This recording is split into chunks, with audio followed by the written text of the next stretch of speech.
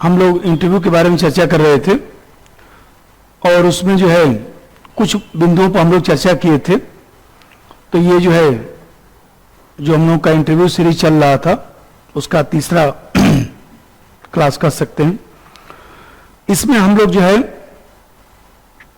दो बिंदुओं पर चर्चा करेंगे। एक तो जो है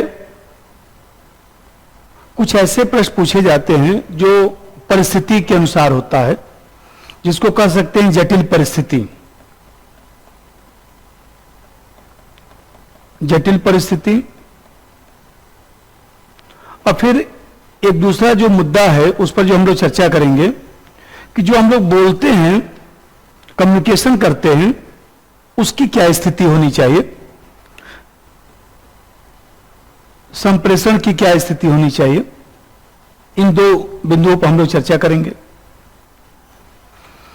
सबसे पहले जो जटिल परिस्थिति में लिखा हूं, उन जटिल परिस्थिति या पेचीदा परिस्थिति कह सकते हैं, इन बिंदुओं पर पहले चर्चा करता हूं। ऐसे समझिए कि जब आप इंटरव्यू देने जाते हैं तो बोर्ड के मेंबर जो है कुछ कठिन परिस्थिति में आपको डाल देते हैं, जिसका उत्तर सही देना लगभग असंभव हो जाता है। और यदि उसका आप सामना कर लेते हैं, ऐसे प्रश्नों का यदि आप सामना कर लेते हैं, तो कहीं ना कहीं जो है कुछ अंक भी आपके बढ़ जाएंगे। जैसे मान लीजिए आप इंटरव्यू देने गए, मैं आपसे पूछा आपकी लंबाई कितना है। अब देखिए, आप अपनी लंबाई जानते हैं, लेकिन हमने प्रश्न पूछा कि आपकी लंबाई जो है इंच में कितना है, सेंटीमीटर में कितना है, कितना मीटर कितना सेंटीमीटर है, कितने इंच है, कितने फुट है। मैं लंबाई पूछ रहा हूं, लेकिन हमने पूछा कि भाई आपकी जो लंबाई है वह कितना इंच है, कितना सेंटीमीटर है। मान लीजिए हमने आपसे पूछा आपका आज जो है कितना वजन है,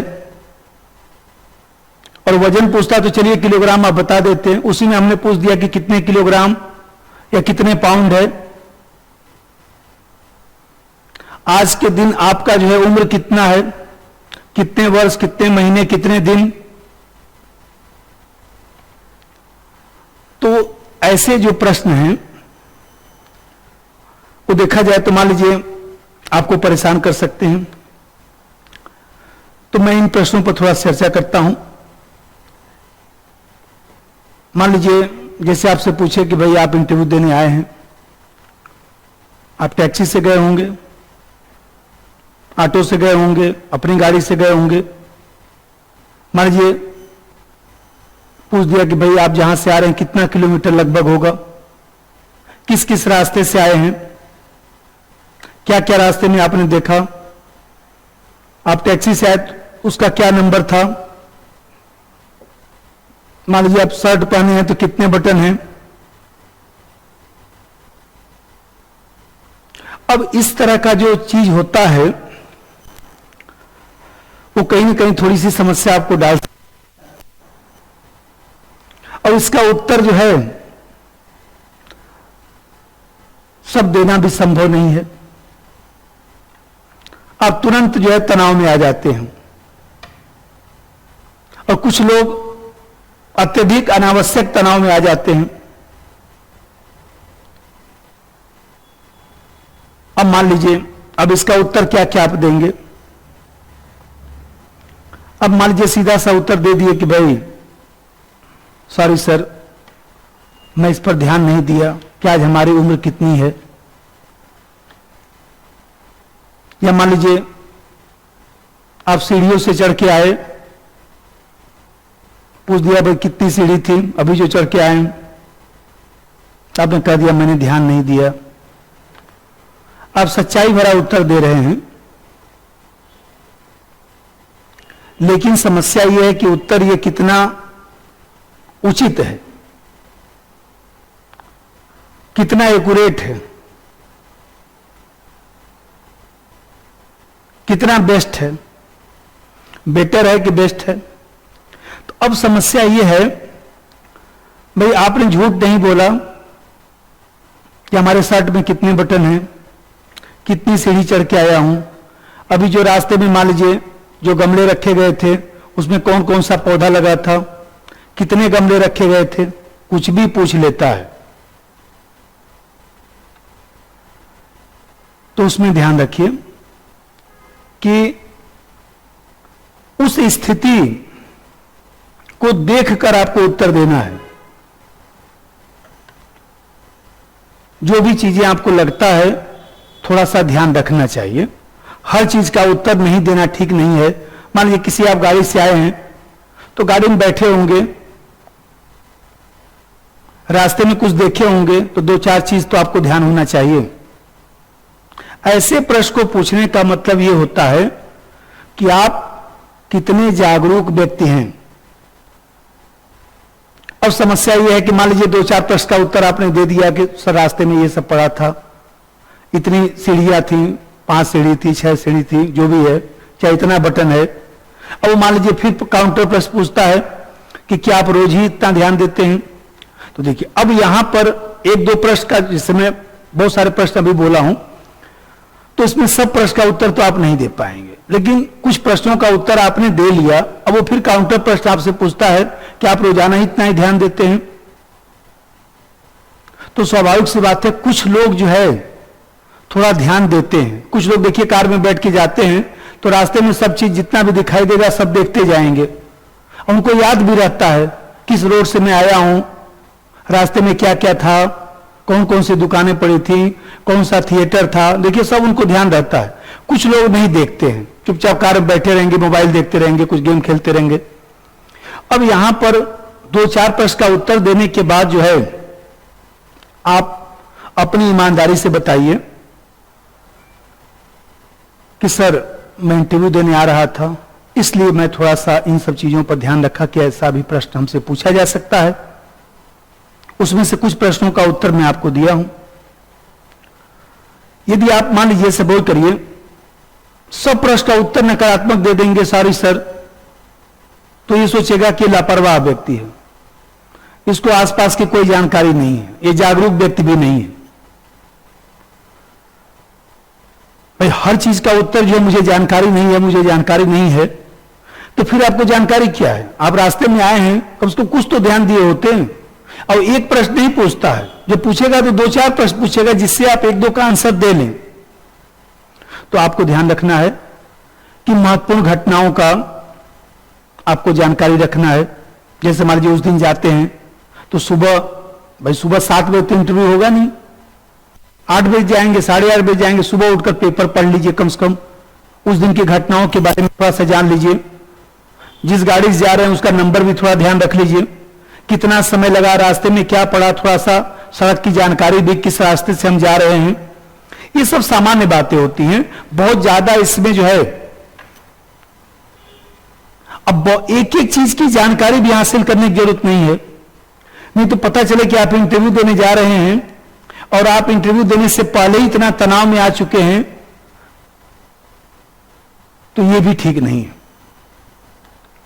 तो मैं बता रहा था कि आसपास की गतिविधियों, आसपास की जो चीजें हैं, सामान्य जानकारी आपके पास होना चाहिए। क्योंकि देखिए इंटरव्यू जो होता है,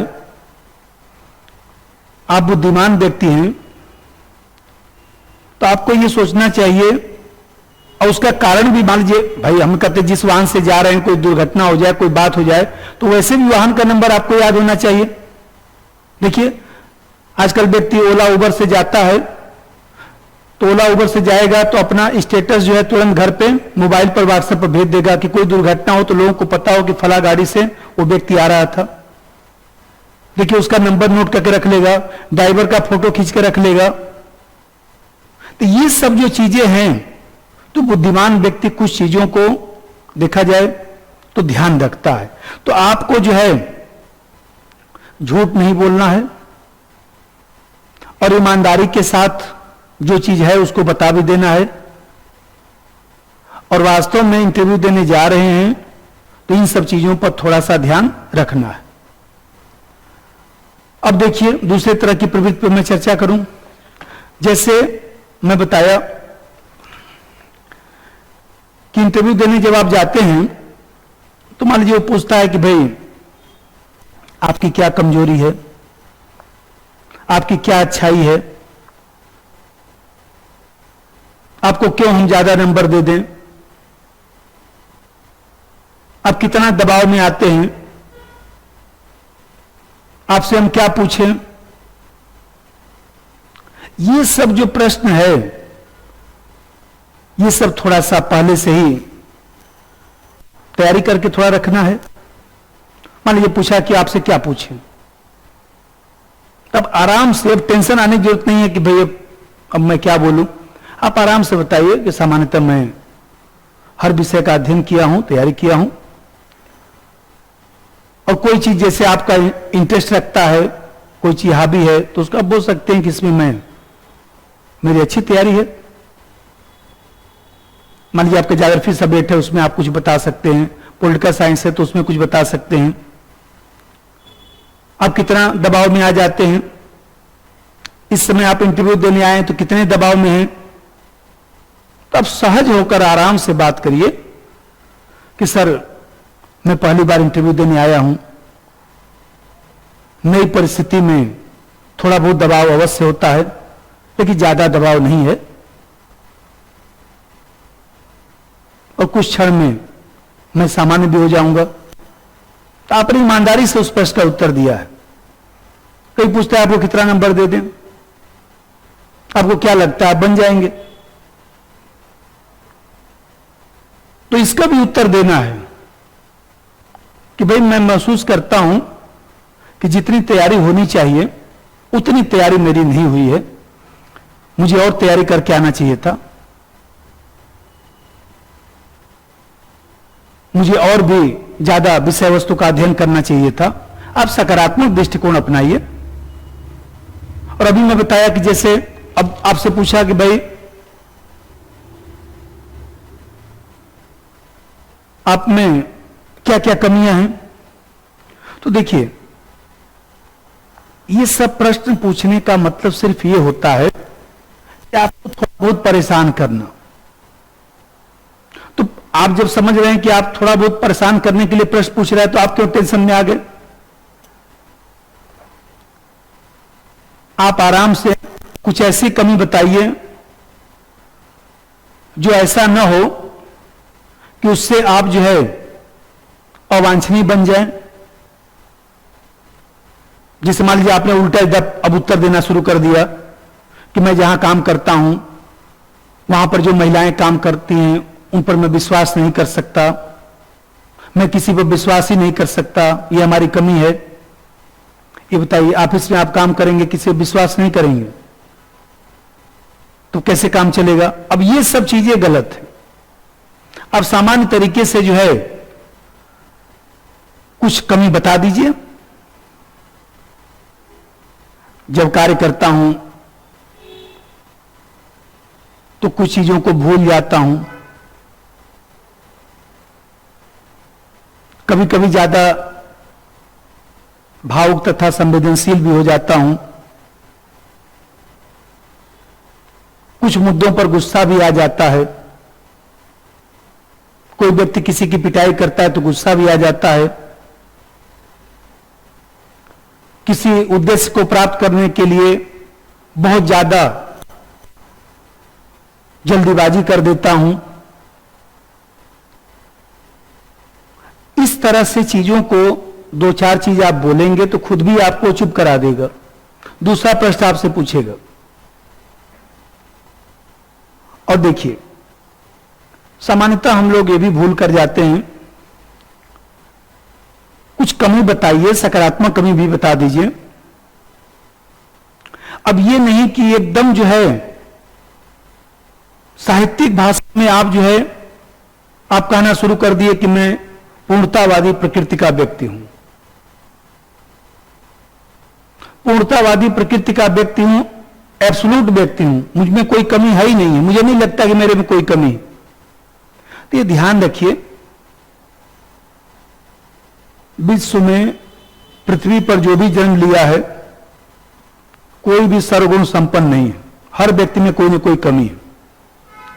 इसलिए वो जानना चाह रहा था कि अपनी ईमानदारी से आप बताइए कि आपके अंदर क्या कमी है।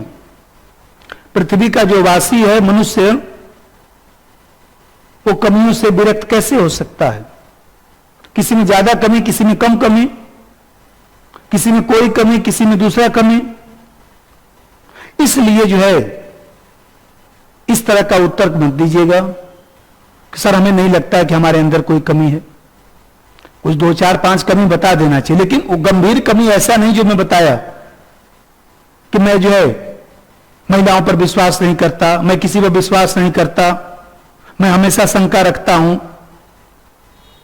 हमें तर्क करता हूं, वहां तक तो ठीक है। हमेशा शंकालु स्वभाव रखना, हमेशा शंका रखना, इस तरह की चीज को ज्यादा नहीं बोलना है। और ईमानदारी के साथ कुछ यदि कहता है, यदि आपको लगता है कि नहीं आपके अंदर कमी है, स्वीकार भी करिए। तो एक चीज यहां पर स्पष्ट हो गया कि आपको ऐसी कमी बताना है जो हमारे संवैधानिक, कानूनी, जो हमारी नैतिकता है, जो लोकाचार है, उन सब चीजों से जो है विपरीत न हो। आपको ऐसा नहीं बताना है कि हम जो है किसी नई परिस्थिति में जाते हैं तो अपने को ज्यादा असहज महसूस करते हैं, किसी नई परिस्थिति में जाते हैं तो थोड़ा असहज महसूस करते हैं, विविधता भरे वातावरण में काम करने में अपने को मैं असहज महसूस करता हूं, ऐसा कुछ बोलने की आवश्यकता नहीं है। किसी दूसरे क्षेत्र में जाता हूं, मैं घर छोड़कर नहीं रह सकता हूं, अरे भाई नौकरी करेंगे तो घर छोड़ के ही तो जाना पड़ेगा, इन सब चीजों को नहीं बोलना है। और मैं आपसे अभी बता रहा था कि आप इस तरह के प्रश्नों का जब उत्तर देते हैं तो ध्यान रखिए कि उसका मंतव्य आपकी कमी को जानना नहीं है, आपकी ईमानदारी की पहचान करना है। इसलिए आप जो अपनी ईमानदारी से बता दीजिए, कहीं कोई समस्या नहीं है। आप ये सोचेंगे कि हम अपनी कमी बताएंगे तो क्या सोचेगा? कुछ नहीं सोचेगा, वो सोचेगा कि ईमानदार है। मान लीजिए हम लोग पढ़ाते हैं, आप कोई प्रश्न पूछते हैं, यदि हमें तथ्य नहीं आता है तो हम भी तो ईमानदारी से स्वीकार कर लेते, कोई बात नहीं, देख के हम बता देंगे, या इंटरनेट पे आप लोग देख लीजिए, कौन सी समस्या आ गई। तो आप भी इस चीज को स्वीकार करिए। और कमियों में जो स्वीकार्य कमी है, जो सकारात्मक कमी है, उन सब चीजों पर ध्यान रखना है। ऐसी कमी मत बताइए जो हमारे संवैधानिक, कानूनी, इस तरह के मूल्यों से मेल न खाता हो।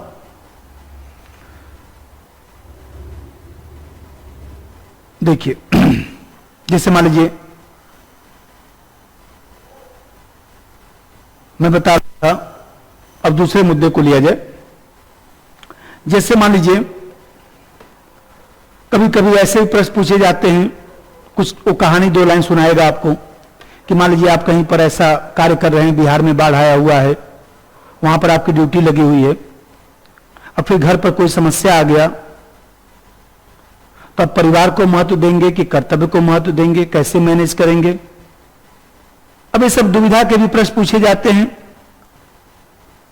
अब देखिए उसमें सामान्यतः जो है सामान्य उत्तर हम लोग क्या देते हैं, भाई अब कह दिया कि आप फला जगह डीएम है, फला जगह एसडीएम है और आपकी आवश्यकता है, और आपके जो है परिवार में किसी घनिष्ठ व्यक्ति का जो है कुछ एक्सीडेंट हो गया, कोई बात हो गई, इस तरह से कुछ बताएगा। तो आप उसमें उत्तर क्या देते हैं कि मैं अपना कर्तव्य निभाऊंगा और परिवार या अन्य किसी मित्र दोस्त को बोल दूंगा कि घर पे जो समस्या आया है उसका निदान कर दें। या मान लीजिए आप उत्तर देते हैं कि मैं अपने किसी अधीनस्थ को बोल दूंगा कि किस तरह से कार्य किया जाए, या अधीनस्थ को बोल दूंगा कि तुम घर चले जाओ, जाकर वहां देख लो, मेरा परिवार मुश्किल में है, उसे मेरी जरूरत है, तुम चले जाओ। इस तरह का आंसर हम लोग देते हैं। अब देखिए यहां पर समस्या उस उत्तर में नहीं है, समस्या सेंस में है। सेंस में इसलिए है कि आप यदि ये कह रहे हैं, आप में प्रोफेशनल गुण है कि हम अपना कार्य करेंगे, किसी को वहां भेज देंगे, परिवार के सदस्य या दोस्त मित्र को, रिश्तेदार को बोल देंगे, चलिए यहां तक तो ठीक है। आप 50% अच्छे व्यक्ति हैं, जिम्मेदार व्यक्ति हैं। किसी को मान लीजिए अधीनस्थ को बोलते हैं, अब देखिए ये आंसर पूर्णतः सही नहीं है। आप यदि बोलते हैं कि हमारा रिश्तेदार चला जाएगा, कोई चला जाएगा, देख लेगा, इसमें भी तो 50% ही हुआ। लेकिन अब समस्या यह हुआ कि जब आप बोलते हैं कि किसी अधीनस्थ को भेज दूंगा, तो बताइए आपकी ड्यूटी महत्वपूर्ण है, अधीनस्थ की भी महत्वपूर्ण है, यह अंतर विरोध हो रहा है। जब आप बोलते हैं कि हम जो है यहां पर किसी दूसरे को कार्य सौंपकर मैं चला जाऊंगा, इसमें भी समस्या है। तो देखिए ऐसे प्रश्नों का उत्तर आपको यह देना चाहिए कि हम जो है सबसे पहले जो है इस बात का विश्लेषण करेंगे, परिस्थिति का आकलन करेंगे।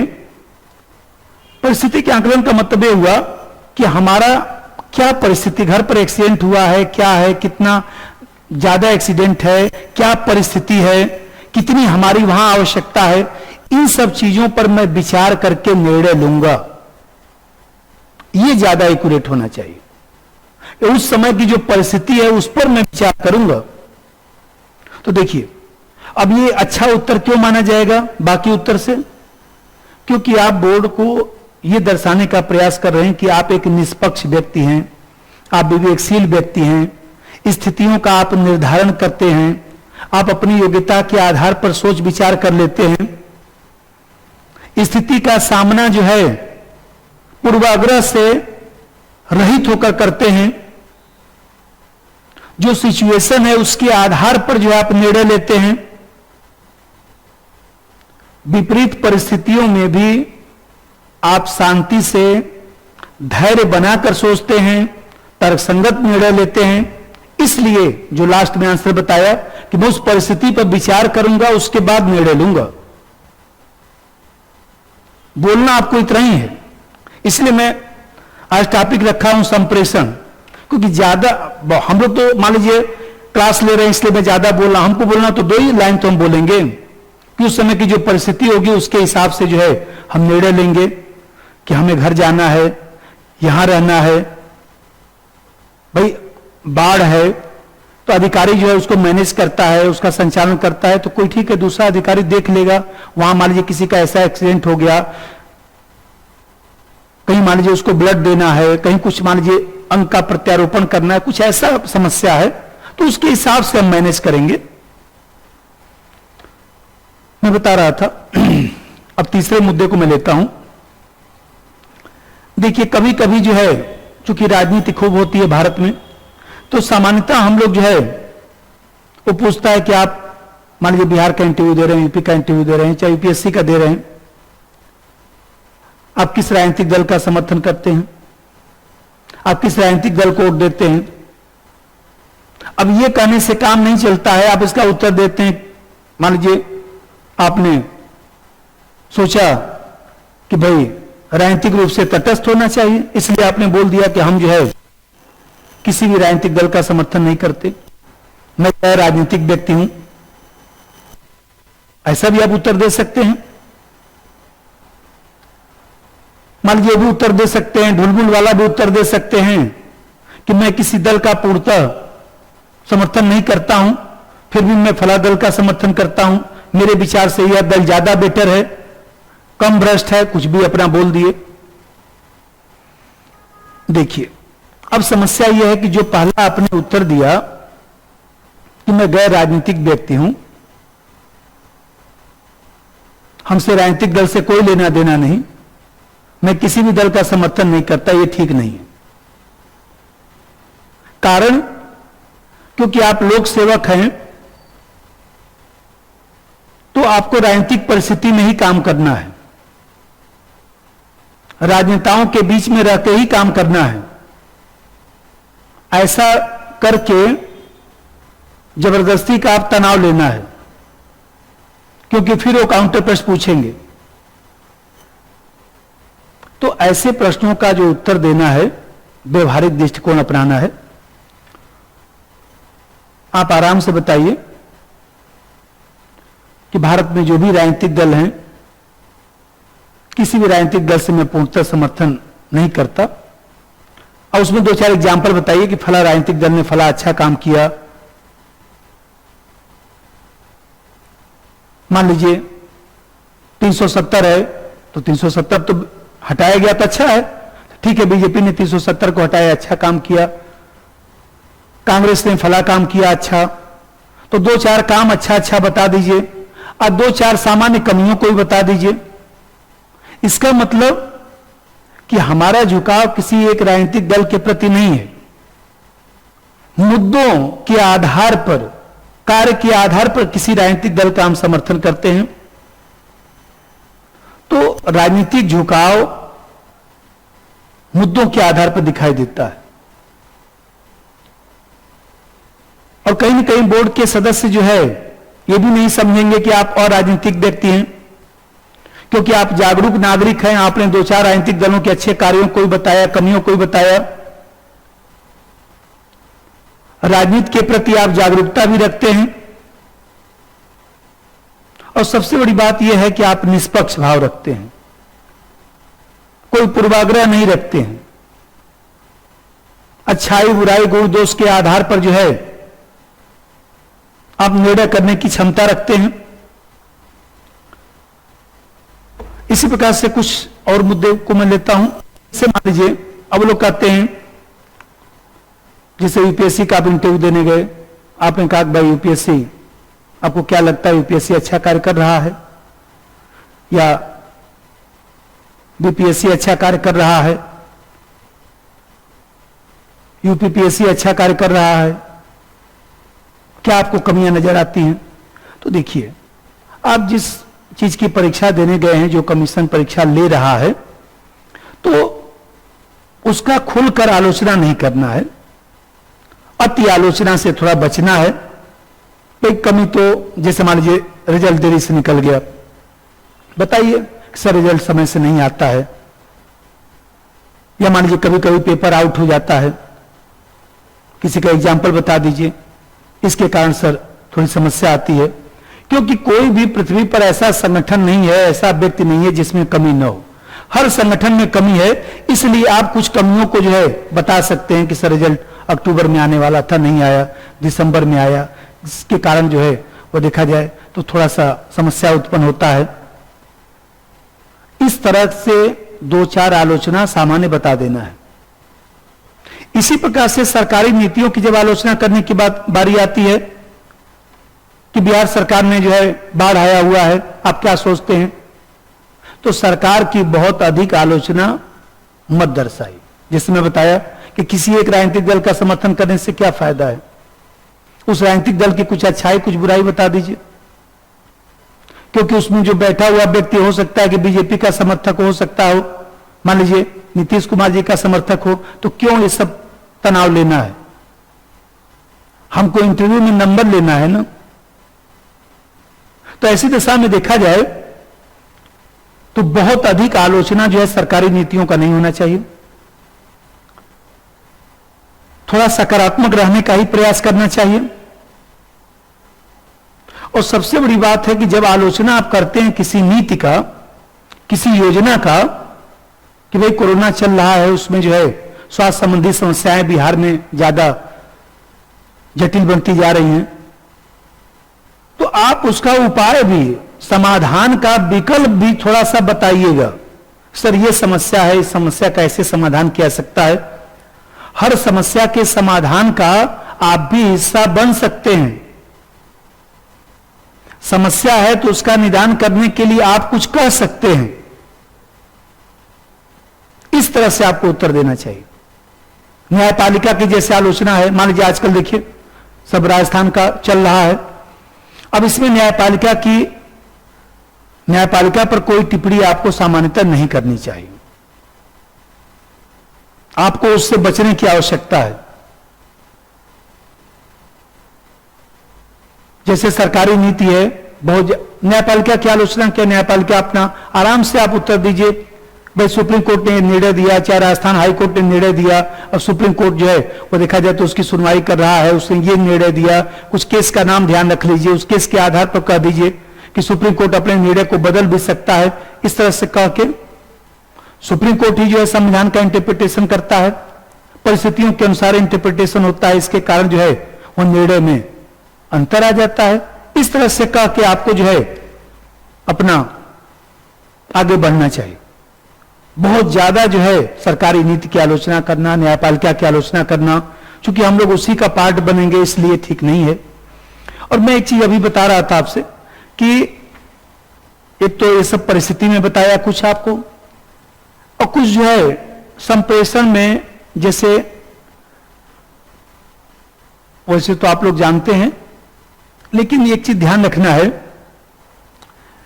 कि साक्षात्कार जो है शब्द ज्ञान का परीक्षा नहीं है।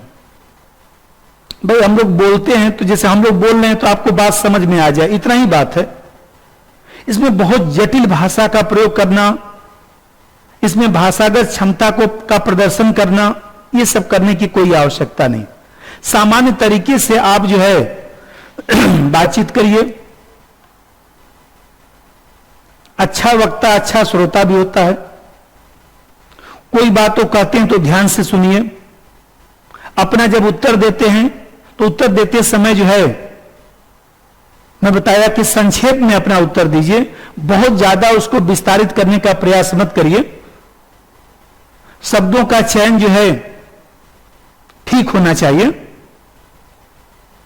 आपकी भाषा ऐसी होनी चाहिए कि उसमें एक तारतम्यता हो, प्रभावशीलता हो। बहुत ज्यादा जो एक ही चीज को, जैसे हम समझा रहे हैं एक ही चीज को बार बार, उस तरह से चीजों को नहीं होना चाहिए।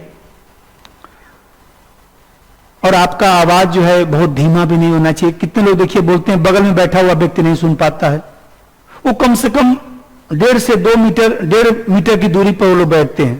तो आप ये सोचिए कि 1.5 मीटर की दूरी पर बैठा हुआ, 2 मीटर की दूरी पर बैठा हुआ व्यक्ति जो है सुन पा रहा है कि नहीं। 2, 4, 5 बार प्रैक्टिस कर डालिए। 2, 4, 10 मित्रों को सुना कर देख लीजिए, 2 मीटर बैठा कर सुनाई दे रहा है कि नहीं।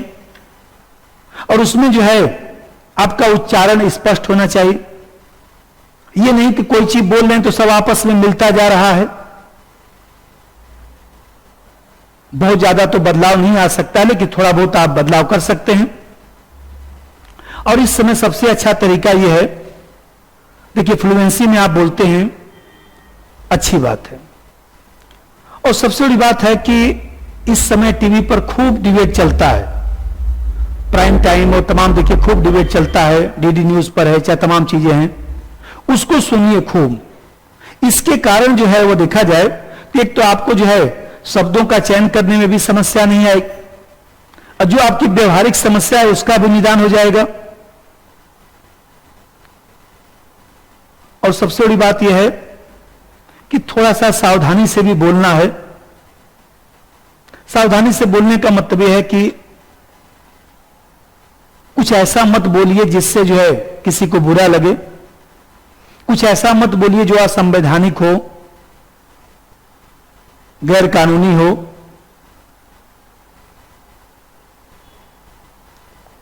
और फिर एक चीज और ध्यान रखना है कि जब इंटरव्यू आप देते हैं, हम लोग तो मान लीजिए पूरे दिन क्लास लेते हैं तो थक जाते हैं। जब आप इंटरव्यू देने जाते हैं तो आराम से सोकर अच्छा से जाइए, तनाव मुक्त आप रहने का प्रयास करिए। थोड़ा सा स्वाभाविक रूप से जैसे रहते हैं, मान लीजिए देखिए मस्त व्यक्ति रहता है, उस तरह से भी थोड़ा सा रहने का, चेहरे पर जो है कम से कम ज्यादा टेंशन न दिखाई दे। तो ये सब चीजें मैं बताया। और हम लोग जो है अब अगली कड़ी इसकी जब होगी तो इसमें अन्य विषयों पर भी चर्चा करेंगे। धन्यवाद सभी लोगों का।